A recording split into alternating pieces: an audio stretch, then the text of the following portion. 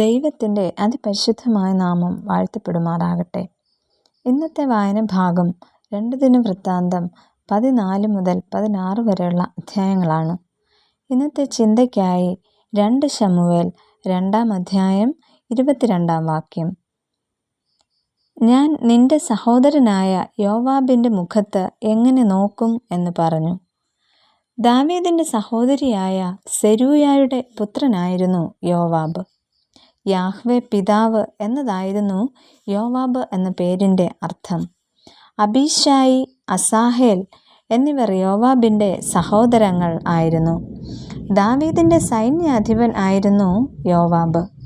അസാധാരണമായ യുദ്ധനൈപുണ്യം ഉള്ള വ്യക്തിയും ആയിരുന്നു യോവാബ്. ദാവീദിനോട് ഗാഢമായ വിശ്വസ്തത പുലർത്തുകയും ദാവീദിൻ്റെ വിജയത്തിലും രാജ്യത്തിൻ്റെ കെട്ടുറപ്പിലും നിർണായകമായ പങ്കുവഹിക്കുകയും ചെയ്തിരുന്ന വ്യക്തിയായിരുന്നു യോവാബ്. വേദപുസ്തകത്തിൽ മറ്റു പല വ്യക്തികൾക്കും ഈ പേര് കാണപ്പെടുന്നു. ദാവീദിനോട് പക്ഷം ചേർന്നും ശൗലിനെതിരായുമായിരുന്നു യോവാബിൻ്റെ നീക്കം. അങ്ങനെ ശൗൽ പക്ഷത്തിനെതിരെ നടന്ന സംഘട്ടനങ്ങളിലെല്ലാം യോവാബിൻ്റെ പ്രതിരോധ നേതൃത്വം പ്രബലമായിരുന്നു. ആ കാലഘട്ടത്തിൽ യോവാബിനെ കൂടാതെ ദാവീദിന് മുന്നേറുവാനും കഴിഞ്ഞിരുന്നില്ല. ശൗൽ രാജാവിൻ്റെ സേനാപതിയായ അബ്നേർ ഈശ്ബോശെത്തുമായി തെറ്റിപ്പിരിഞ്ഞ് ഹെബ്രോനിൽ എത്തുകയും അങ്ങനെ ദാവീദിൻ്റെ പക്ഷം ചേരുകയും ചെയ്യുന്നു. എന്നാൽ യോവാബ് അബ്നേരിനെ ഹെബ്രോനിൽ ക്ഷണിച്ചു വരുത്തി ഉപായത്താൽ വധിക്കുകയാണ് ചെയ്യുന്നത്.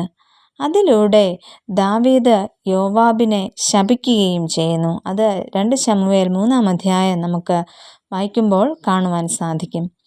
തുടർന്ന് ഗീഹോനിൽ നിന്ന് ഒഴുകുന്ന തോട്ടിൽ കൂടെ യോവാബും അനുയായികളും സഞ്ചരിച്ച് യബൂസ്യരുടെ പട്ടണത്തിൽ കയറി അവിടെ ആധിപത്യം സ്ഥാപിക്കുന്നു. അമ്മോന്യരുമായുള്ള യുദ്ധത്തിൽ ഊരിയാവിനെ യുദ്ധനിരയിലെ അപകട സ്ഥലത്ത് തന്നെ നിർത്തണമെന്ന ദാവീദിൻ്റെ നിർദ്ദേശമനുസരിച്ച് യോവാബ് പ്രവർത്തിക്കുന്നതായി കാണുന്നു. അങ്ങനെ ആ യുദ്ധത്തിൽ ഊരിയാവും കൂടെയുണ്ടായിരുന്ന പടയാളികളും കൊല്ലപ്പെടുന്നു. ഇവിടെ ദാവീദിൻ്റെ വഞ്ചനയ്ക്കും അനീതിക്കും അക്രമത്തിനുമെല്ലാം യോവാബ് വഴങ്ങുകയാണ് ചെയ്യുന്നത്.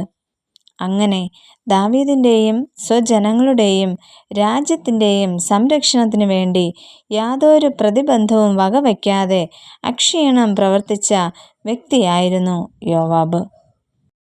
അങ്ങനെ ദാവീദിൻ്റെയും സ്വജനങ്ങളുടെയും രാജ്യത്തിൻ്റെയും സംരക്ഷണത്തിനു വേണ്ടി യാതൊരു പ്രതിബന്ധവും വകവെക്കാതെ അക്ഷീണം പ്രവർത്തിച്ച വ്യക്തിയായിരുന്നു യോവാബ്. ഈ സ്ഥിരോത്സാഹം നമ്മിലും ഉണ്ടായിരിക്കട്ടെ. നമുക്ക് പ്രാർത്ഥിക്കാം. പ്രിയ കർത്താവേ, രാജ്യസ്നേഹികളാകുവാനും സ്ഥിരോത്സാഹം കൈവെടിയാതെ ജീവിപ്പാനും ഞങ്ങളെ സഹായിക്കണമേ. ആമേൻ.